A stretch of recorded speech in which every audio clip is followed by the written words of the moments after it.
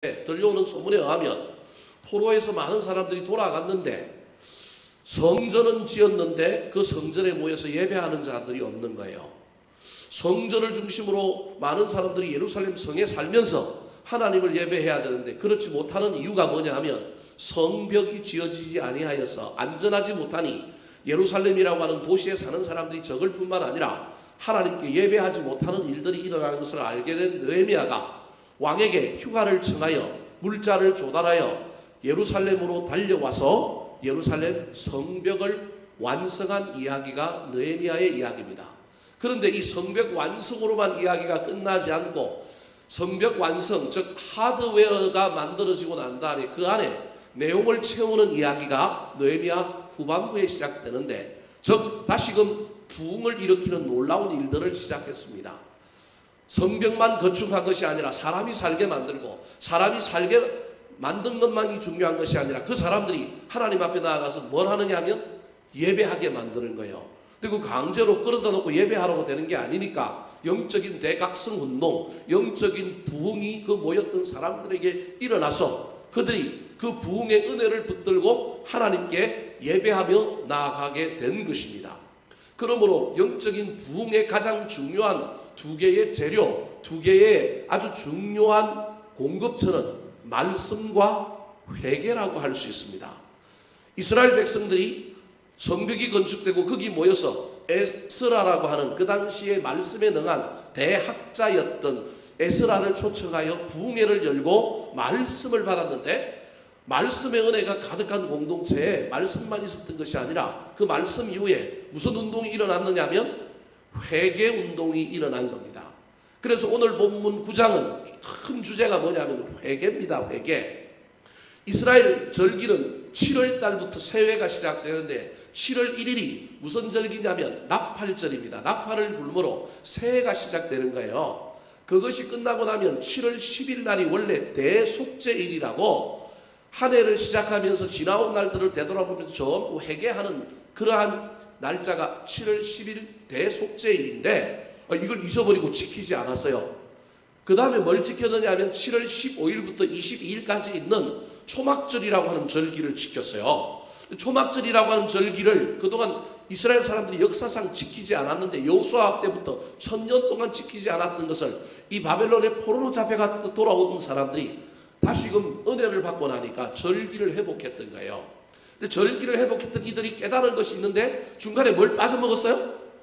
대속죄일, 회개를 빠져먹었다라고 하는 것을 깨닫고 난 다음에 7월 24일부터 이들이 대대적인 무슨 운동을 벌이느냐 하면 회개의 운동을 벌인 거예요. 그래서 여러분 잘 기억하셔야 합니다. 부흥은 숫자가 늘어나는 것이 아니라 말씀이 우리한테 충만해지는 거예요. 부흥은 막 교회가 커지는 것이 아니라 우리 안에 회개가 터져 나오는 거예요. 말씀과 회개가 부흥의 아주 중요한 두 가지 요소라고 하는 것을 기억하시기 바랍니다. 느헤미야 9장의 전체적인 주제는 그래서 회개입니다. 느헤미야 9장의 구조를 보면 첫 번째 구조는 1절부터 23절까지인데 광야에서 이스라엘 백성들이 불순종한 것에 대한 회개를 합니다. 그리고 오늘 본문에 해당되는 24절부터 38절은 약속의 땅 가나안 땅에 들어가서도 그들이 하나님께 불순종했던 것들을 이 포로로 잡혀갔던 사람들이 돌아와서 세월이 많이 흘렀음에도 불구하고 조상들의 이야기를 통하여 그 역사의 이야기를 오늘날 자기에게까지 이루도록 다시금 끌고 와서 회개하는 겁니다. 그래서 제가 늘 신앙은 과거를 어디로 갖고 오는 거라고요? 현재로 갖고 오는 겁니다. 이 회개가 과거를 현재로 갖고 오는 것입니다. 그렇다면 이스라엘 백성들이 지금 오늘 본문에서 회개하고 있는 이 바벨론의 포로로 잡혀갔다가 돌아왔던 사람들이 성벽을 만들고 영적인 부흥운동을 일으키고 난 다음에 말씀이 들어왔더니 그 말씀이 깨달아지게 만들고 그 말씀이 우리 마음을 뒤집어 놓아서 회개하는데 이 회개에는 어떤 것들이 들어있어야 할까요? 제대로 된 회개에 반드시 있어야 할 세 가지를 오늘 본문에서 이야기하고 있습니다. 첫 번째, 제대로 된 회개에 있어야 할 첫 번째 내용입니다. 따라 하시겠습니다. 고백이 있어야 합니다. 무슨 고백이 있어야 될까요? 죄에 대한 고백이 있어야 됩니다. 주님에 대한 고백, 주는 그리스도시요 살아계신 하나님의 아들입니다라고 하는 고백도 있어야 하지만 회개의 제일 중요한 것은 죄에 대한 고백이 있어야 합니다. 바벨론의 포로로 잡혀갔다가 돌아왔던 사람들 중에는 어쩌면 나는 죄 짓지 않았는데 우리 조상들이, 우리 아버지, 우리 엄마가 죄를 지었는데 그렇게 말할 사람도 있을지 모릅니다. 근데 오늘 본문에 보면 그들이 돌아와서 에스라 학자를 모시고 부흥회를 하고 난 다음에 말씀이 들어왔더니 회개 같은 거 나오는데 그들의 회개를 요약해서 설명하고 있는 구절이 36절과 37절입니다. 자, 36절, 37절 같이 한번 읽어볼까요? 시작!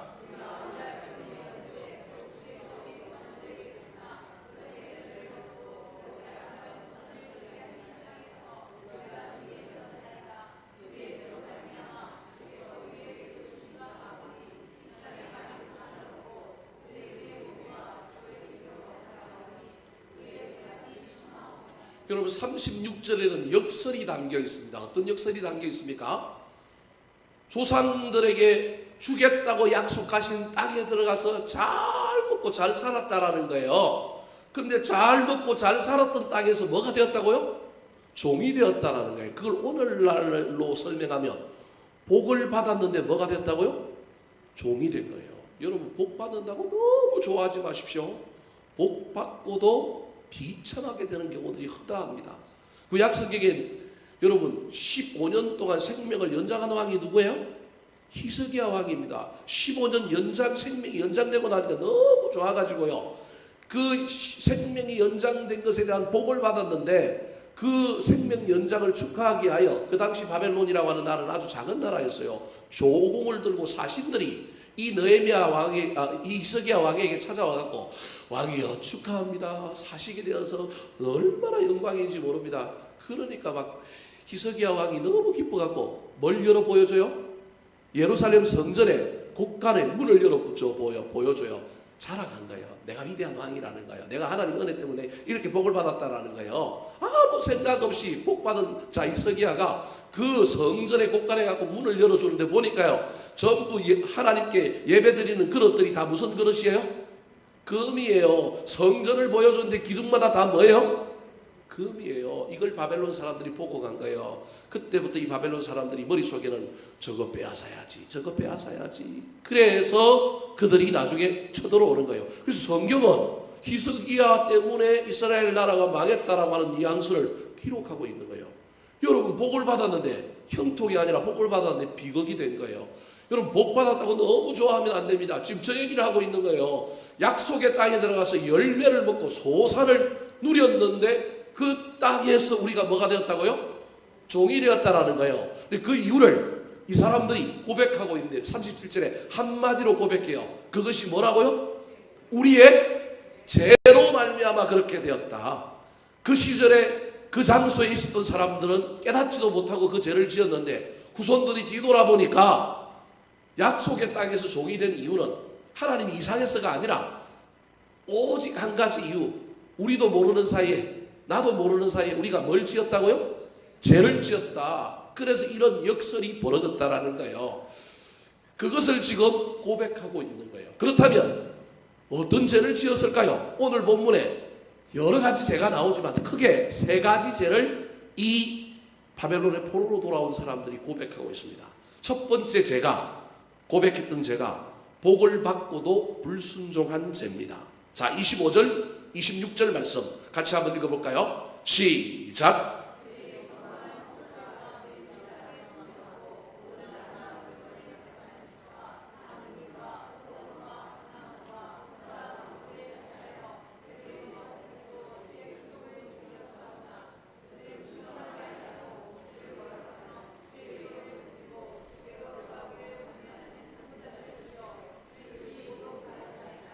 약속의 땅에서 종이 되었던 이유는 죄 때문이었는데 그 죄가 뭐냐면 25절에서는 우리가 이런 걸 너무 많이 받고 배불리 먹었는데 주의 큰 복을 뭐 했다고요?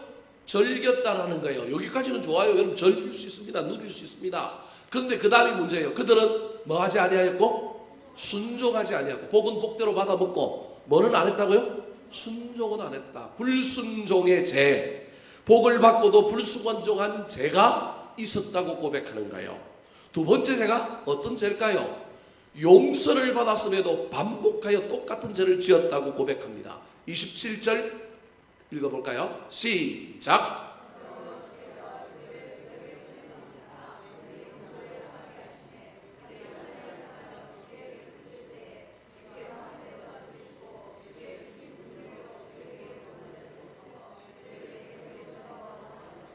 (26절은) 불순종이었어요. 불순종해서 하나님이 대적들의 손에 넘겼단 말이에요. 좀 고치려고 징계하셨다라는 거예요. 그때 그들이 환난을 당하여 죽게 부르짖을 때 주께서 하늘에서 들으시고 구원자들을 보내어서 대적의 손에서 뭐 해주셨다고요?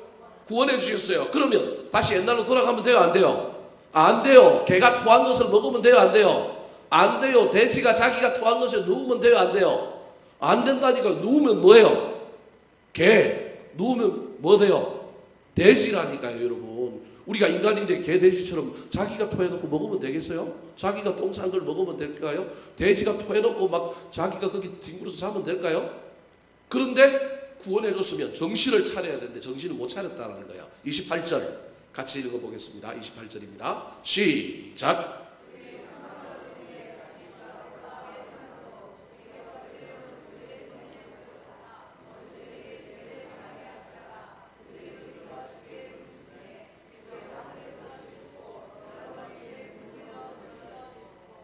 평안강을 누린 후에 다시 악을 행하였다는 거예요. 그래서 하나님께서 또 한 번 지변을 당하게 해주셨는데 그로 말미암아 부러지니까 또 하나님께서 여러 번 주의 긍휼로 뭐 해주셨다고요?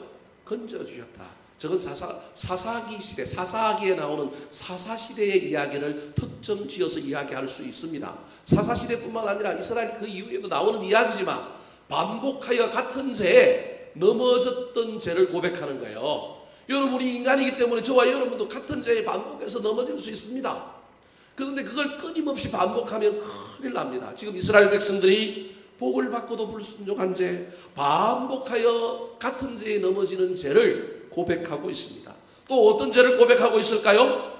말씀보다도 고집하는 어깨를 내민 죄를 고백합니다. 29절 말씀 같이 한번 읽어보겠습니다. 시작.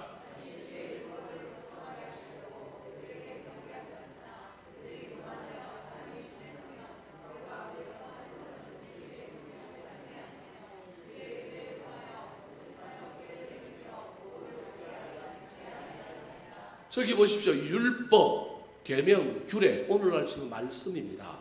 근데 말씀을 주셨는데 말씀 위에 내 생각이 있는 거예요. 내 똥꼬집이 있는 거예요. 그걸 뭐라고 얘기하냐면 고집하는 어깨를 내밀며 목을 굳게 하여 듣지 아니하였다. 이건 소를 얘기하는 거예요. 사실은 소에게 뭘 매으려고 해요? 멍에를 매려고 그러는데 멍에를 안 매려고 소가 어떻게 해요? 앞으로 가버리는 거예요. 여러분 시골에 소 안 키워봐서 여러분 잘 모를 거예요. 저는 소를 가지고 논도 갈아보고 밭도 갈아봤어요. 제가 이래도 젊은 놈이죠. 농사 지어봤다니까요. 그래서 소에게 멍에를 씌우려고 그러면 소가 일하기 싫으면 어떻게 하느냐면 그냥 앞으로 가버려요. 그러면 목에 이게 걸려야 되는데 목에 안 걸리고 어떻게 가요? 등 뒤로 가는 거예요. 그래서 멍에를 못 매는 거예요. 뿐만 아니라 한 번 더 매려 그러면 소가 이렇게 머리를 숙이고 있어야 되는데 머리를 어떻게 해요? 이렇게 하고 있는 거 이렇게. 그러면 멍에를 매게 할 수 있어요? 없어요? 이게 인간의 교만, 인간의 자기중심, 인간의 고집 센 것을 지금 설명하고 있는 거예요. 지금 이 세 가지를 고백하며 회개하는 거예요. 회개에는 이 고백이 있어야 돼요. 자기 죄를 잘 직면하고 잘 판단하여 나에게 이런 죄가 있습니다라고 발견해야 회개하는 거예요. 오늘날 한국교회에서 회개가 사라지고 아무리 목사님들이 회개에 대한 이야기를 해도 듣지도 않을 뿐만 아니라 회개의 메시지를 선포하면 불편하니까 교회를 안 나와요. 예배가 재미가 없다 그래요. 그래서 회개의 메시지는 점점 사라지는 거예요. 그런데 영의 눈이 떠이고 성령 충만하여 저와 여러분을 하나님 말씀의 거울 앞에 세워서 우리가 우리 죄를 볼 수 있어야 돼요. 하나님만 보려고 하지 말고 세상만 보려고 하지 말고 신앙은 하나님을 발견하는 것, 그 하나님 안에서 누굴 발견하는 거예요? 나를 발견한다는 거예요. 하나님의 말씀의 거울 앞에 부지런히 우리를 비춰보고 내 모습이 어떤지를 발견하는 자만이 뭘 할 수 있냐면 회개할 수 있어요. 그 자만이 뭘 누릴 수 있냐면 은혜를 누릴 수 있는 겁니다. 사랑하는 성도 여러분, 저와 여러분도 이런 후에 이런 회개가 나타나기 전이라도 저와 여러분은 우리의 모습을 잘 살펴서 내가 누구인지 나에게 어떤 죄가 있는지 잘 살펴서 우리 주님께 진정으로 고백하며 회개하는 자들이 되시기를 예수님의 이름으로 축원합니다. 두 번째로 제대로 된 회개에는 또 무엇이 있어야 할까요? 고백이 있어야 합니다. 죄에 대한 고백이 있어야 합니다. 두 번째 있어야 될 겁니다. 따라 하시겠습니다. 발견이 있어야 합니다. 뭘 발견해야 할까요? 하나님의 은혜를 발견해야 돼요. 죄만 발견하면 여러분 우리가요 너무 막 힘들어서 정죄감 때문에 뭐예요? 못 산다니까요. 그래서 예수 믿는 사람들이 늘 이 수준에만 멈춰 있는 사람들이 있어요. 목사들도 설교할 때 찔러서 아프게 하고 힘들게만 하면 안 되고 그 단계를 지나서 그 다음에 무슨 단계로 나아가야 돼요? 그럼에도 불구하고 하나님 너를 사랑하신다는 메시지가 여기까지 가야 돼요. 제가 그것까지 하고 있는지 없는지 잘 모르겠지만 여하튼 복음에 의하면 그게 복음인 거예요. 마찬가지로 저와 여러분이 신앙생활을 하는 것도 우리의 죄를 발견해서 주님께 고백해야 될 뿐만 아니라 그 죄를 없다 하시고 그 죄가 문제가 되지 않는다 하시고 그럼에도 불구하고 나를 사랑해 주시는 놀라운 하나님의 은혜를 발견해야 되는 거예요. 오늘 본문에 세 가지 하나님의 은혜를 발견하신 것을 또다시 기록하고 있습니다. 어떤 하나님을 발견했을까요? 첫 번째가 긍휼히 여기시는 하나님입니다. 30절, 31절 시작.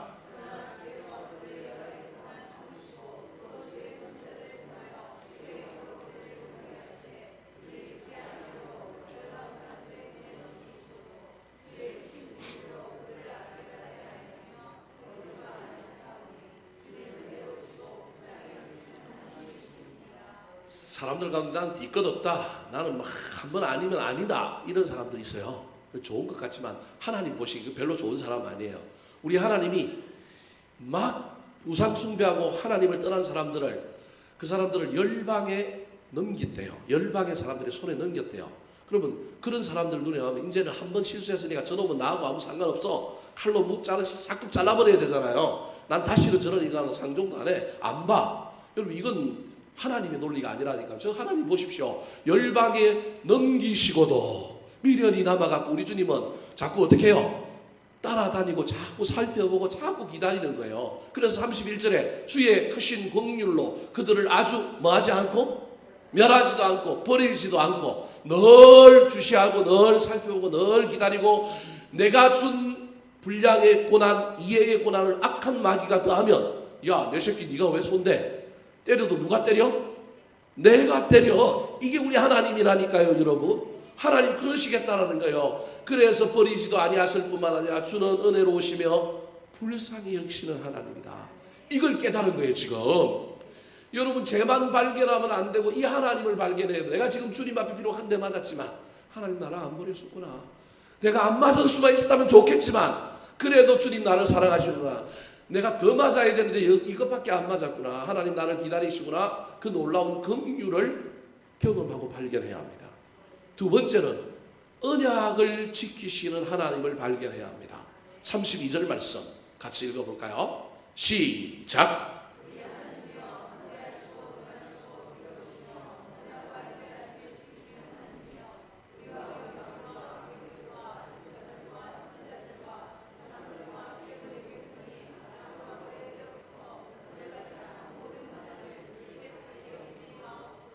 바벨론에서 포로로 잡혀온 사람들이 자기 죄를 발견하고 고백했을 뿐만 아니라 하나님을 발견하고 하나님께 영광을 돌리는데 하나님은 어떤 분이라고 이야기하느냐 하면 언약과 인자하심을 지키시는 하나님이라는 거예요. 그럼 저기까지만 하면 되는데 뒤에 이상한 게 달려있어요. 그게 뭐가 달려있느냐 하면 지금 뭐라고 얘기하고 있느냐 하면 아수르에게 북이스라엘이 망한 때부터 지금 우리가 바벨론을 포로로 잡혀갔고 바벨론에서 포로로 돌아왔지만 성벽이 완성되지 못하여 사마리아인들이 우리를 공격하고 주변 사람들이 너무 힘들게 하여 우리가 아직도 막 쪼그러져 있고 아직도 우리가 회복되지 못하여 이런 힘든 가운데 있지만 주님께서는 우리를 회복시켜 주실 거고 주님은 우리를 높게 해주실 것이라고 하는 그 언약을 나는 아직도 믿습니다. 그 얘기가 저 후반절의 얘기입니다. 하나님은 언약을 지키시는 하나님입니다. 과거에 그 얘기뿐만 아니라 언제도 지킨다고요? 지금도 그 다음에 언제도? 앞으로도. 그게 저 32절인 거예요. 옛날에만 하나님 언약을 지키셨다. 그게 아니고 지금도 지키고 있고 앞으로도 뭐 하실 거다? 지키실 것입니다. 그 하나님을 발견한 거예요. 세 번째 어떤 하나님의 은혜를 발견했을까요? 공의로우신 하나님을 발견했습니다. 33절 말씀 같이 한번 읽어볼까요? 시작.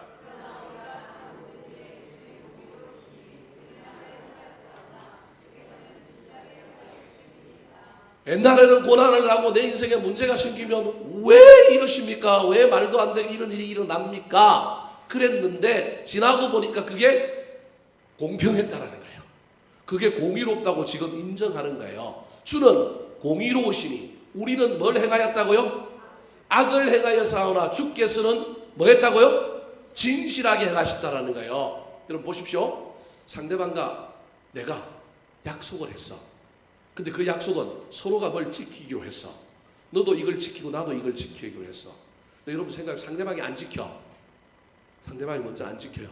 그러면 인간의 논리는 나도 뭐 해야 돼요? 안 지켜도 되지. 안 그래요? 여러분 지키면 하나님 닮은 사람이에요. 여러분 진짜 남은 안 지켰는데 난 지키고 나는 끝까지 가고 있으면 누구 닮은 사람이라고요?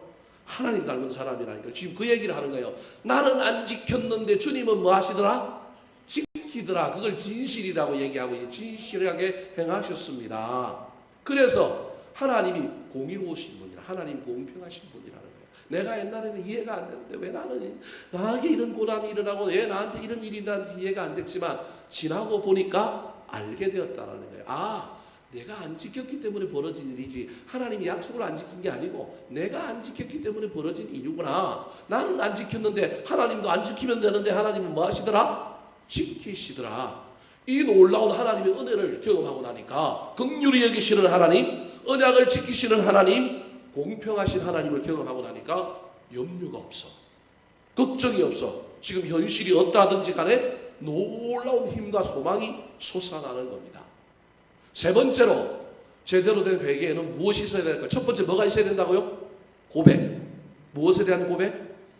자기 죄에 대한 고백. 두 번째 뭐가 있어야 된다고요? 발견.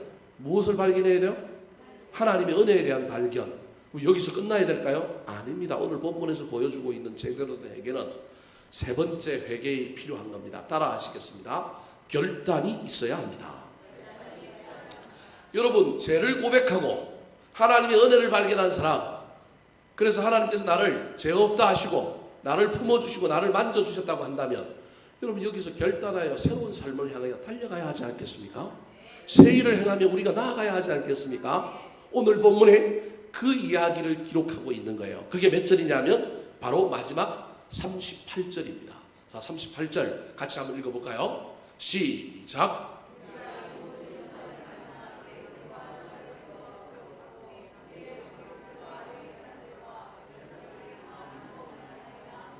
다시는 죄짓지 않겠습니다. 우리가 이런 죄를 발견하고 이런 하나님의 은혜를 발견하여 우리가 성령 충만하고 다시금 우리가 새로워져서 이제는 주께로 가까이 주님을 모시고 살겠습니다. 그것을 글로서 계약서로 남기겠다라는 거예요. 그게 언약을 세워 뭐하고?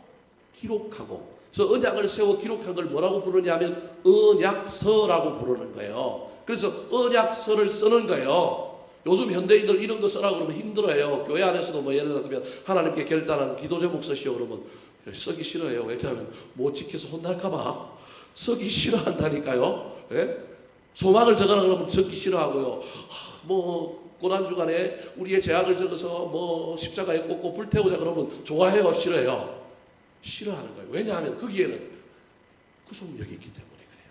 뭘 쓴다는 것 자체가 하지 않으면 구속력이 있기 때문에 부담이 되는 거예요. 그래서 안 하려고 하는 건 부담을 사실은 안 지려고 그러는 거예요. 우리 마음속에. 이게 우리 재성이거든요. 하나님 우리 보고 기록하라 그러고 결단하라 그러는데 그건 내 마음속에 결단하면 되지. 네 마음을 어떻게 알아? 그죠? 모르잖아요, 우리는. 근데 그래서 쓰라고 그러고 결단하라 그러는데 못하는 거예요. 근데 오늘 저기 백성들은 뭐 하고 있는 거예요, 지금? 언약서를 기록한 거예요. 근데 그것을 임봉하여 주님께 바치는 거예요. 주님께 바치는 거예요.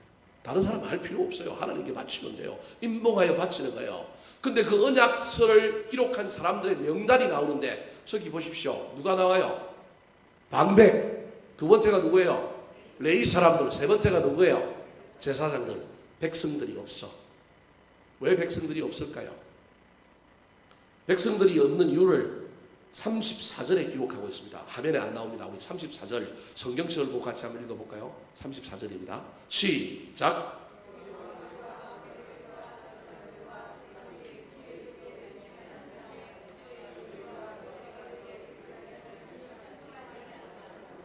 여러분, 지도자는 이래야 합니다.